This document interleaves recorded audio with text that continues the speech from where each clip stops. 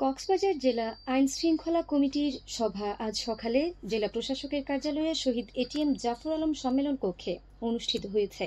এতে সভাপতিত্ব করেন জেলা প্রশাসক মোহাম্মদ সালাউদ্দিন। সভায় জুলাই গণ অভ্যুত্থানে কক্সবাজার সহ সারা দেশে নিহত বীর শহীদদের আত্মার মাগফিরাত কামনা ও আহত বীর যোদ্ধাদের সুস্থতা কামনা করা হয়। এতে জেলার আইন শৃঙ্খলা পরিস্থিতি স্বাভাবিক ও বাজারে নিত্য প্রয়োজনীয় দ্রব্যের মূল্য স্থিতিশীল রাখা, মাদক পাচার প্রতিরোধ ও নিয়ন্ত্রণ, একবার ব্যবহারযোগ্য প্লাস্টিক নিষিদ্ধ ও পণ্যের পাটজাত মোড়ক ব্যবহার নিশ্চিতকরণ সহ বিভিন্ন বিষয়ে আলোচনা করা হয়। সভায় পুলিশ সুপার সাইফুদ্দিন শাহিন, অতিরিক্ত জেলা magistrate Mohammad Shahidul Alam, civil surgeon doctor Mohammadul Haque, বিএনপির জেলা সভাপতি শাহজাহান চৌধুরী, প্রেস ক্লাব সভাপতি মাহবুবুর রহমান, ছাত্র প্রতিনিধি শাহিদুল ওয়াহিদ শাহেদ সহ সংশ্লিষ্টরা বক্তব্য রাখেন।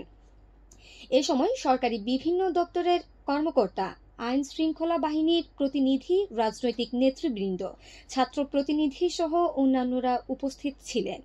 এর আগে একই স্থানে চোরাচালান মামলা মনিটরিং কমিটি, জেলা আদালত সহায়তা কমিটি সহ বিভিন্ন কমিটির সভা অনুষ্ঠিত হয়।